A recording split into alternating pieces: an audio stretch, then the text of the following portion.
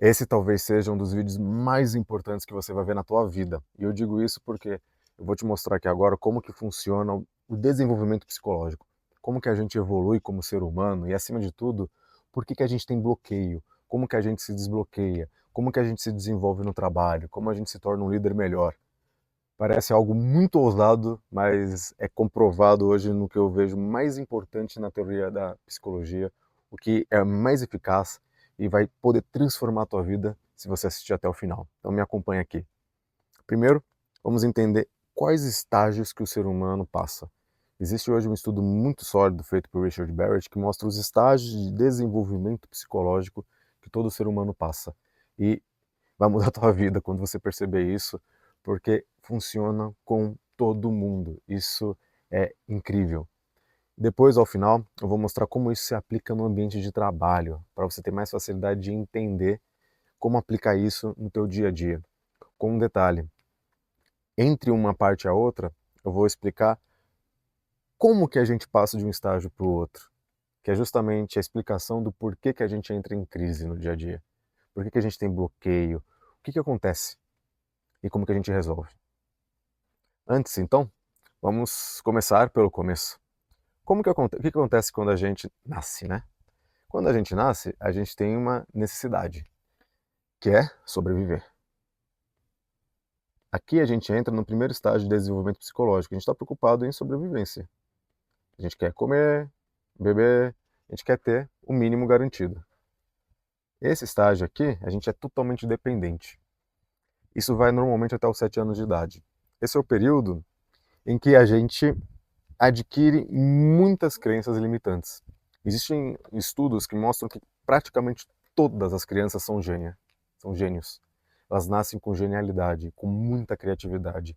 Só que aí, a partir dos 4, 5 anos, começa a cair de 94%, elas vão caindo para 30, 20, até que quando chega na adolescência, 7% são gênios. Cai muito. Então, por que isso acontece? Porque quando entra a criança no corpo físico ali e começa a interagir com sua família, sociedade, ela vai incorporando os mecanismos de adaptação que existem no ambiente para conseguir sobreviver. Porque nesse momento ela é totalmente dependente. Então aqui começam a surgir as adaptações, o condicionamento social que ela vai usando para reprimir a sua essência. Depois, quando ela começa a ganhar mais desenvoltura, chega a segunda fase, que a gente vai chamar do adolescente ali, né? Que começa a expressar as suas necessidades de relacionamentos, que é a segunda parte aqui. Quando ela entra na parte de relacionamentos, a gente tem uma mudança que o foco dela é em construir esses relacionamentos, participar dos grupos, as necessidades dela mudam, são diferentes, ela vai amadurecendo.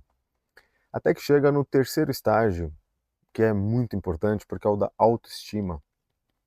É o momento em que a criança quer. A criança já não, né? Já é adolescente, já quase adulto, ele vai começando a querer mostrar o teu valor no mundo. E além de querer pertencer, que é muito do segundo nível, ele quer também mostrar que veio, mostrar que é bom. Ele quer, por exemplo, num trabalho, impressionar, conseguir conquistar algo. Num relacionamento, ele quer mostrar teu valor. Então, é a fase da autoestima, de mostrar que veio. E aqui estamos falando de três necessidades que são mais físicas, são mais exterior, do mundo exterior. Chega então um momento que algumas pessoas, isso depende muito do nível que ela vai ter de bloqueio, do ambiente em que ela viveu, o quanto que ela tem liberdade. Quanto mais liberdade ela tiver, mais fácil ela vai avançando de um estágio para o outro. E aqui chega o momento mais importante da vida de todas as pessoas, sem exagero. Aqui é o marco quando a pessoa chega na crise da individuação. Porque essa busca pelo externo não vai suprir tudo aquilo que ela abriu mão para poder sobreviver e se adaptar nessa primeira fase dos 3 primeiros estágios. E ela vai começar a sentir o peso de continuar seguindo uma adaptação que suprime tudo que ela é. Esse peso começa a ficar cada vez mais incômodo. E vai começar a vir à tona do seu próprio subconsciente, que começa a chamar a atenção para você reintegrar essas partes tuas que ficaram atrás no caminho e que faz falta. Porque quanto mais você suprimiu, quanto mais você foi reprimido, mais fraco você fica no dia a dia. Você fica ou mais rígido ou mais flácido, frouxo, mole, sem potência. Quando você está integrado, você tem firmeza, resiliência, porque você tem flexibilidade e mais força. Você não tem rigidez. Rigidez é diferente de força. E flexibilidade é diferente de moleza.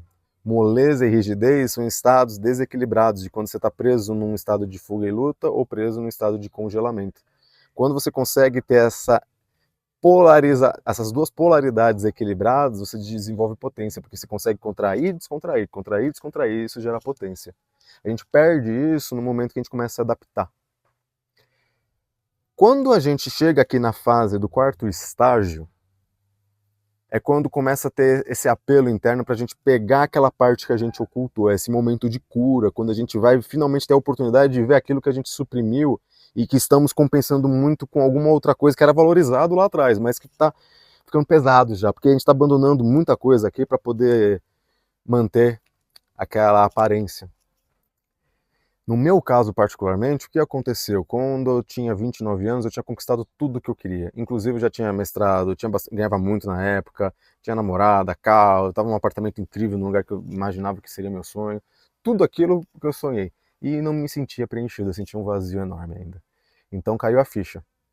Porque se eu já tinha tudo que eu acreditava que eu queria ter, e ainda me sentia vazio, a partir dali não ia mudar nada. O máximo que eu ia fazer é ter um carro maior, uma casa maior, casar e ter filhos. A única coisa que eu não tinha era filhos ainda. O resto tudo não ia mudar em qualidade, só em quantidade talvez. Então eu percebi que aquele caminho não ia mudar os meus resultados. Comecei a questionar, e aí foi o meu desafio que eu quero facilitar para você não bater tanta cabeça quanto eu te entregando um mapa aqui. O que acontece agora no quarto estágio? O quarto estágio dá o que a gente chama de individuação. Jung falou muito disso. O que é a individuação? Significa que você começa a perceber que é diferente de individualidade. Não é só você falar, eu sou assim, ponto final. É você começar a perceber que o mundo é um reflexo, que todo mundo é igual na essência, todo mundo tem os mesmos desafios, as mesmas particularidades. A questão é que cada um se configura internamente de um jeito. Então é como se todo mundo tivesse os mesmos blocos na essência, só que cada um vai expressar de uma forma. Todo mundo tem algum nível, por exemplo, de agressividade, de carinho, de amor, de carência, de medo, enfim, todo mundo tem essas características, mas nem todo mundo as expressa da mesma forma, na mesma quantidade, no mesmo contexto.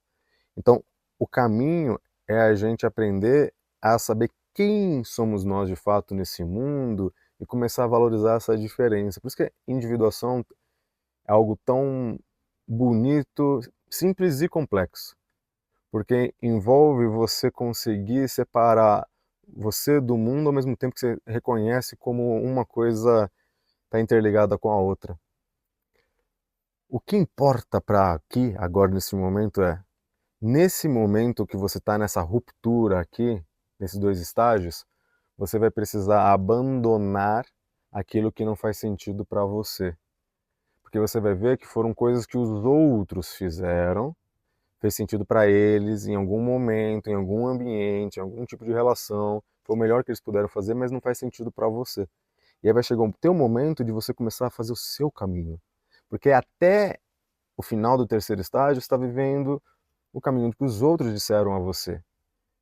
E aí quando você conseguir as aprovações externas do terceiro estágio, você vai ver que não te preencheu, porque você não teve aprovação interna, você não teve a validação daquilo que era realmente da tua essência. A não ser que você já tenha sido tão liberado, tenha tido uma infância, uma educação tão expansiva, que seja muito natural esse processo de você acomodar a tua perspectiva com a dos outros. E aí você acaba não tendo tanto uma ruptura aqui de um estágio para o outro. E no nível da individuação, você vai mais chegar na criatividade da tua contribuição para o mundo.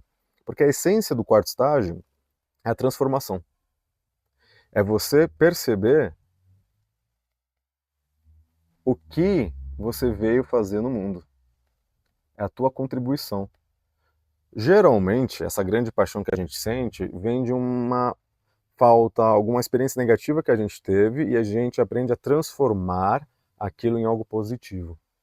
E vira nossa missão, nosso propósito.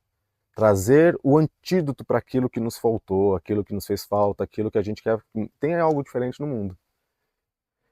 E aí vem a beleza e o lado positivo daquela privação inicial e começa a fazer sentido o que a gente passou.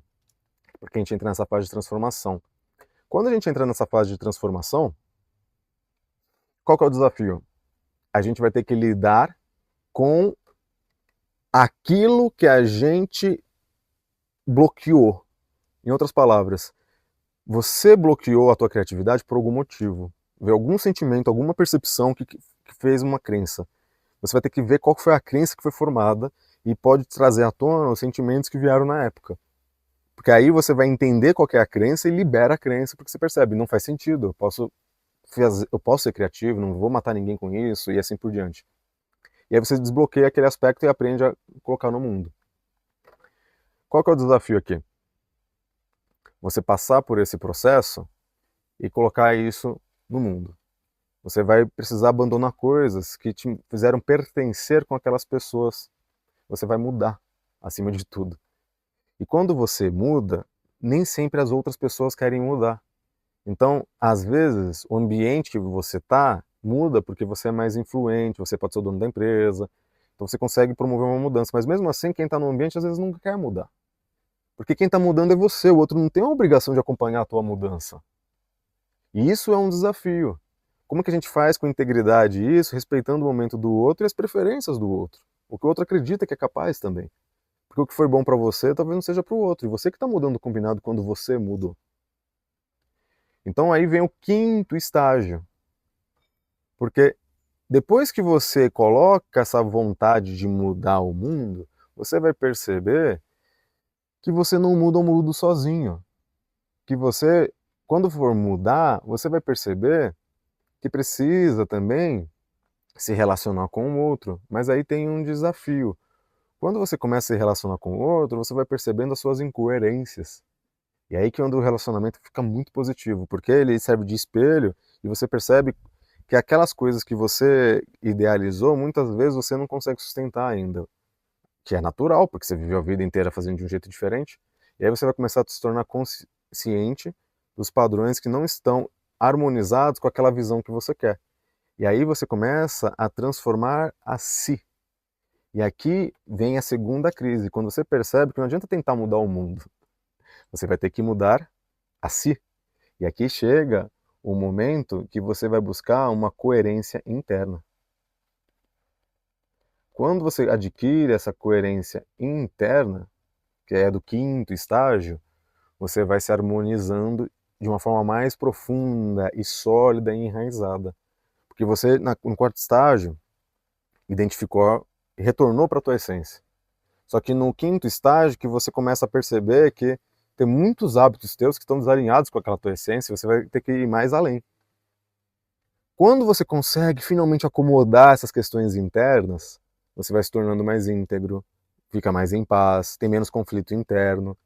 E a partir dali, você consegue perceber de uma forma diferente as relações e consegue criar parcerias mais eficazes, relacionamentos mais prósperos, consegue se comunicar de uma forma mais assertiva, você começa a desenvolver uma compaixão. Isso muda fisiologicamente, inclusive. Teu coração fica mais alinhado com o teu cérebro, isso muda a forma como tem essa interação. Teu cérebro funciona num nível de frequência diferente, a gente chama de estado gama, você entra mais no fluxo. Como você tem esse alinhamento interno, você entra num novo nível de experiência, com muito mais liberdade, acima de tudo. E aí você consegue chegar no sexto estágio, que é o estágio em que você desenvolve as parcerias, que você quer contribuir com os outros. É o estágio em que você quer fazer essa diferença também. A partir da mudança que você levou, a mudança que você teve. E aí você consegue, de fato, produzir mudanças, porque você tem coerência interna. Quando você tem coerência interna, você consegue, de fato, ter uma transformação brutal no mundo. Porque as pessoas veem em você a verdade. Elas percebem que você está totalmente alinhado com aquilo que está falando. É diferente. Para ficar muito óbvio, imagina o seguinte, a gente tem muita consciência já hoje sobre comunicação. Que o verbal equivale a 7% da comunicação. O não verbal é em torno de 28%, 30%, e o resto é tudo inconsciente, que passa que a gente não vê, desde roupa, expressão e tudo o resto. Inclusive, perceba que não é à toa que eu estou na natureza, porque por trás tem uma mensagem que eu estou passando para a gente retornar essa nossa essência, a nossa natureza. Isso é intencional que eu estou comunicando aqui nesse vídeo e eu não estou precisando colocar nas palavras. Então, isso é uma coisa que naturalmente, intencionalmente, inconscientemente a gente vai se alinhando. Não é à toa que eu estou nesse ambiente para passar essa mensagem para você, embora eu não tenha planejado necessariamente ser assim. Então, quando você começa a ter essa coerência, é que nem na comunicação. Se você ficar tomando cuidado com a palavra, as pessoas podem perceber que tem algo errado se você não viver exatamente aquilo. Elas podem, às vezes, não saber exatamente o que é, mas ela sente que não está ressoando, porque você está falando, mas ela percebe que você está tenso, que você está nervoso, que alguma coisa está errada. Então, quando você tem esse alinhamento interno, as coisas fluem com os outros, como a mensagem chega, as pessoas compreendem, vai muito mais profunda o teu trabalho, e a parceria que você consegue realizar é muito mais valiosa, eficaz, verdadeira, seja afetiva, amizade, trabalho, onde for. Por isso que o teu impacto é maior. Quando você chega nesse sexto estágio, você vai começar a concluir seu propósito, acabar os seus temas, vai cada vez acolhendo mais as suas partes internas, cada vez suas necessidades vão ficando mais sólidas, realizadas, plenas. Chega então a última parte, que é o serviço. Quando você está realizado, chega o momento de você querer colaborar de uma forma abnegada. Se você tentar ser abnegado antes da hora, provavelmente você vai meter os pés pelas mãos. Por quê? Você ainda tem muitas necessidades não atendidas dos outros estágios e você não está transbordando tanto assim. E você tentar fazer caridade num nível tão grande nesse estágio de serviço, com você que tem tanta necessidade interna, você vai acabar tendo muito prejuízo e você vai faltar com integridade no final. Especialmente porque, nesse estágio do serviço, imagina que você tá com família, conta para pagar, um monte de coisa. Você vai ainda parar para se doar para o mundo, sendo que você mal consegue sustentar a tua própria casa? Então não tem como você inverter. Você primeiro precisa cuidar de você. Colocar a máscara de oxigênio do avião em você. Depois da tua família, de quem está mais perto. Depois dos teus amigos, do trabalho, quem está mais perto.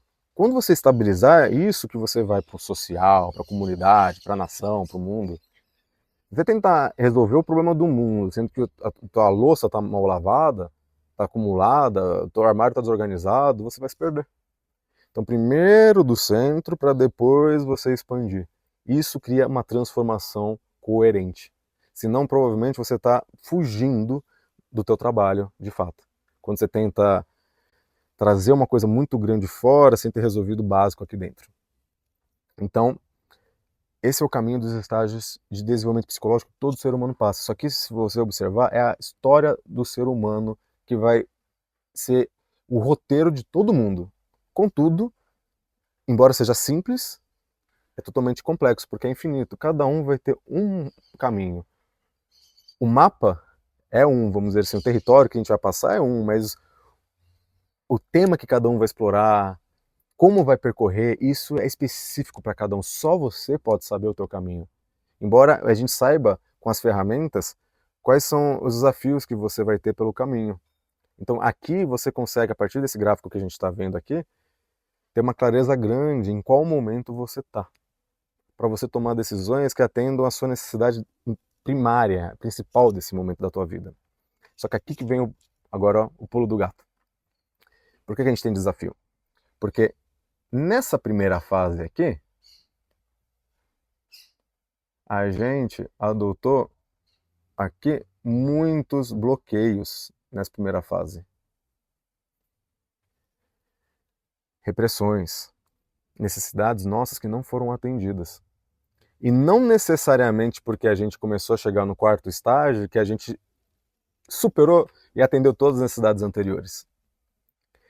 Então, quando a gente chega no quarto, quinto, sexto estágio, continua pipocando de vez em quando crenças limitantes dos primeiros estágios. Então, às vezes você está já voando, tendo parceria, já tem uma integridade enorme, mas não quer dizer que você já está iluminado totalmente. Às vezes ainda vai pipocar um, um resquício, uma crença limitante, algum bloqueio em alguma área, algum medo que você não vai conseguir, alguma coisa que você reprime, alguma culpa. Então você continua nesse processo de reforma interna. A vantagem é que cada vez fica melhor. Quando você começa a resgatar a tua essência, cada vez fica melhor. Porque é como se fosse assim, na primeira fase, você está numa queda de energia. Nessa primeira fase, está cada vez ficando pior. Quando você volta para cá, você tem a oportunidade de aumentar a tua potência e cada vez vai ficando melhor. Esse é o caminho, porque você vai recuperando quem você é e você vai tendo mais presença. Como que a gente resolve então esses bloqueios? Eles vão naturalmente pipocar como crise, como pensamentos negativos, emoções desconfortáveis. Isso são formas que o seu subconsciente traz para chamar partes tuas que estão pedindo atenção, que nem uma criança que chama atenção. E aí você tem dois caminhos: acolher, entender, compreender, ou se distrair, afastar, tomar alguma coisa que faz você não sentir aquilo. Que são as estratégias que você adotou provavelmente nos 3 primeiros estágios, para não sentir aquilo que está te doendo, mas você não quer lidar com aquilo porque você depende das pessoas que você está, do ambiente, você não tem autonomia. Então você prefere fingir que não está vendo, se esconder, fugir, lutar do que resolver, porque você não acredita que consegue naquele ambiente. Só que chega um momento da vida que você amadureceu e está na hora de você resolver, de encarar de frente, saber que você tem capacidade e poder para isso. E assim você consegue lidar com essas crises que vão surgindo entre um nível e outro. Agora, como eu prometi, como que você leva isso para o trabalho? Para o trabalho, a gente tem o que a gente chama de liderança. Existem 5 estágios de desenvolvimento da liderança. Basicamente, quando a gente chega no trabalho, a gente já está um pouco mais maduro na vida, a gente vai estar já aqui nessa primeira faixa, desenvolvendo primeiro a especialidade em algo. Aprender a resolver algo do mundo. Enquanto você não desenvolve uma especialidade em algo, não desenvolve uma técnica, você praticamente não tem função no trabalho. Você no máximo é um aprendiz. Você vai primeiro desenvolver alguma coisa que você consegue contribuir, alguma especialidade. Na música, nas artes, numa mecânica, numa aula, como advogado, médico, alguma especialidade você vai desenvolver. Alguma coisa que você vai oferecer aos outros. Quando você desenvolver essa habilidade, já está aqui num nível de autoestima, você vai chegar no momento que você se tornou bom naquilo. E aí você começa finalmente a se tornar líder, uma referência naquilo. Enquanto você não sabe, não tem maturidade técnica, você não é referência em nada. Você ainda é um aprendiz. Então, o primeiro estágio de desenvolvimento de liderança é você se tornar um expert. Depois, chega um momento que aquilo não é mais suficiente. Você percebe que só aprender a técnica não é suficiente, você já chega numa barreira. Aí você quer se tornar um realizador, um achiever. Quando você se torna um realizador, que é o segundo estágio, você ainda está nesse paradigma do trabalho, nessa fase da autoestima aqui. Porque você está ainda querendo cumprir metas, perceber que você é bom. E você quer usar a sua expertise para atingir resultados, se tornar referência. Pode ver que as empresas, a maior parte delas, estão ainda nesse nível de consciência aqui, que é justamente de ser referência no mundo. É nível, porque a sua psicologia, o seu estado interno define como você estrutura o teu ambiente.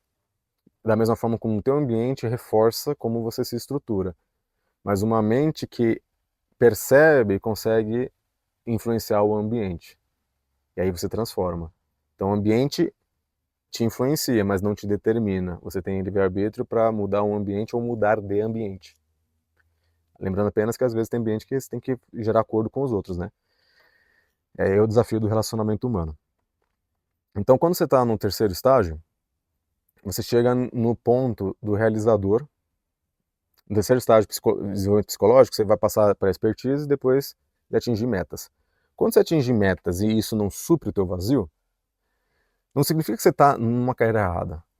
Às vezes você está na carreira certa, mas as metas que você está buscando, alguma forma que você trabalha, não é alinhada.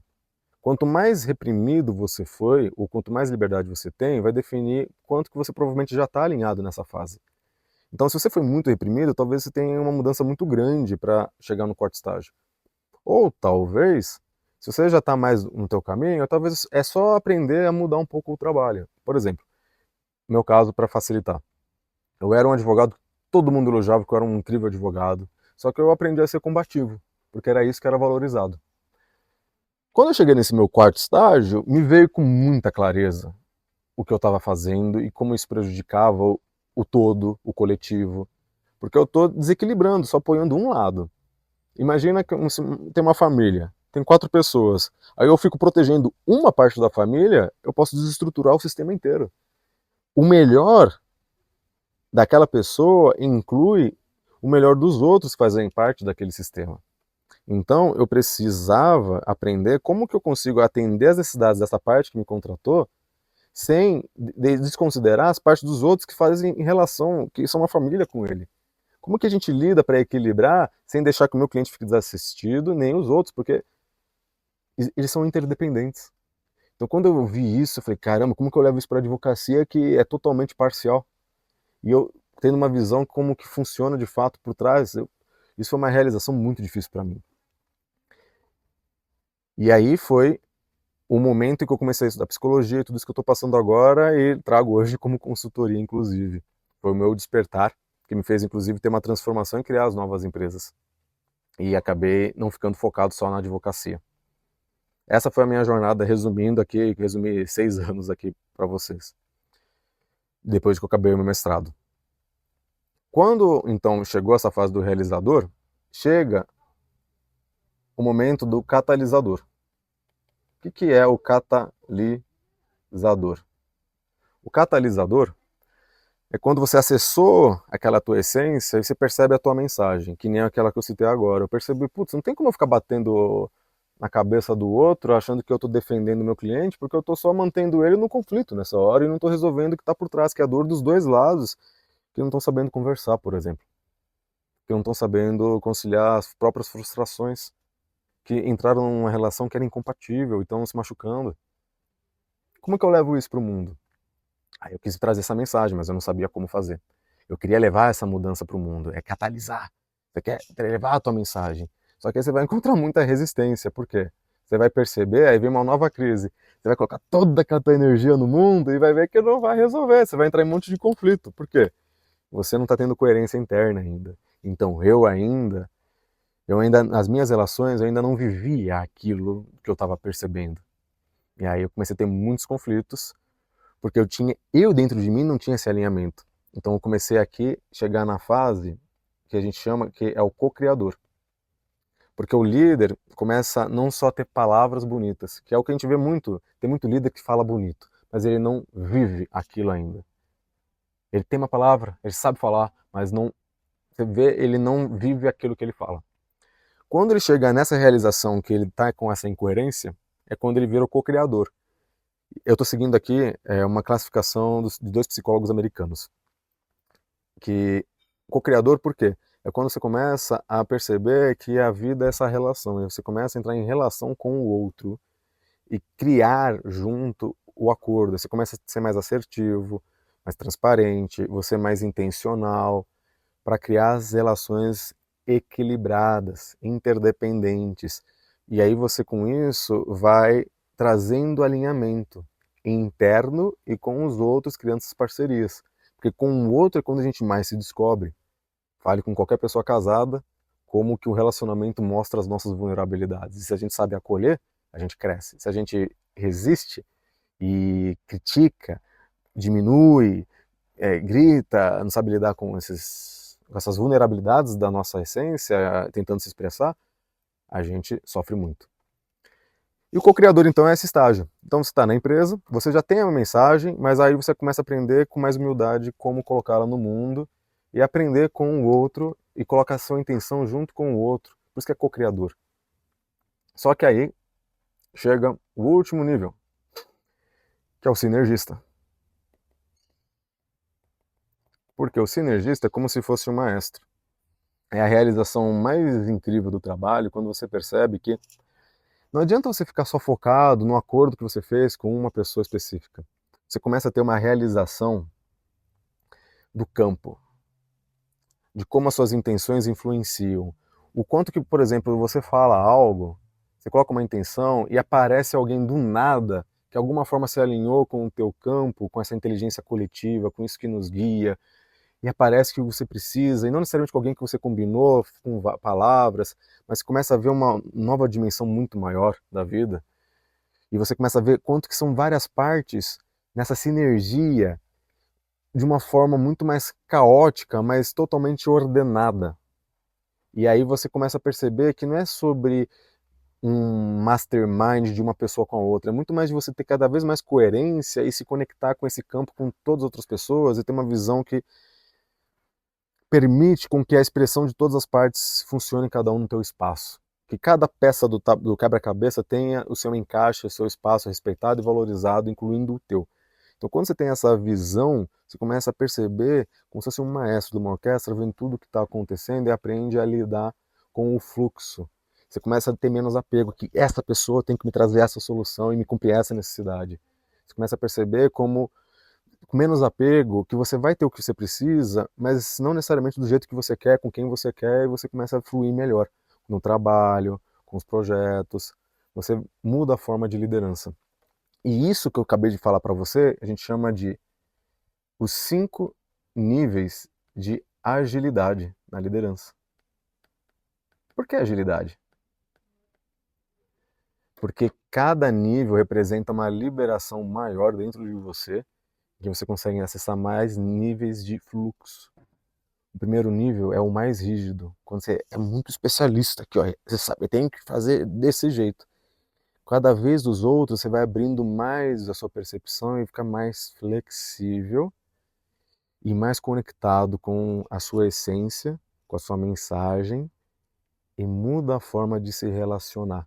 Você consegue, então, trazer um impacto muito maior, consegue se relacionar com mais pessoas, com mais projetos, ou de forma mais profunda com o teu projeto, com essa sinergia mais potente.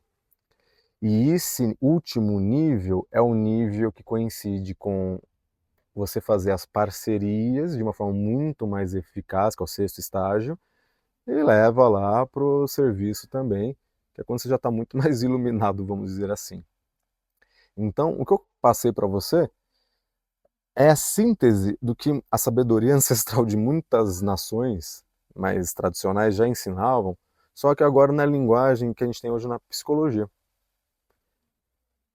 E aqui tem um mapa de como funciona o progresso numa carreira, num trabalho, se você tem uma empresa, se você quer ajudar outra pessoa a se guiar, mas não você dizendo o que ela tem que fazer, mas dando um mapa para ela começar a perceber os pontos que ela deve olhar no seu momento da sua jornada.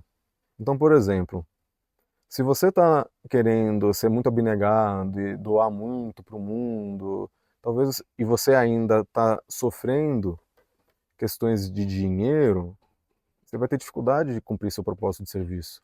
Ou às vezes você está achando que você quer oferecer serviço, mas você ainda não está nesse nível, você ainda não tem coerência interna. Você está ainda no estágio de coerência interna e achando que você quer prestar serviço, e aí você começa a se bagunçar. Quando você começa a entender em que estágio você realmente está e qual que é a crise que você realmente precisa alinhar, você consegue seguir o plano. Qual que é o teu próximo passo? Sem entrar no lugar errado, sem você adotar a estratégia que não é do teu momento. Vou deixar aqui então aberto para você fazer seus comentários, tirar suas dúvidas. Agradeço por ter acompanhado até aqui.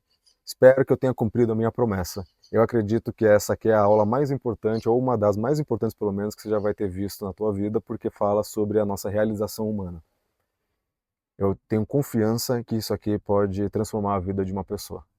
Espero que você faça bom uso e Se não fizer sentido, é porque provavelmente não funciona com você. É importante que você siga o que faz sentido para você. Só que se você assistiu até agora, provavelmente alguma coisa conectou. E agradeço por ter acompanhado até aqui. Muito obrigado. Tenha uma ótima semana.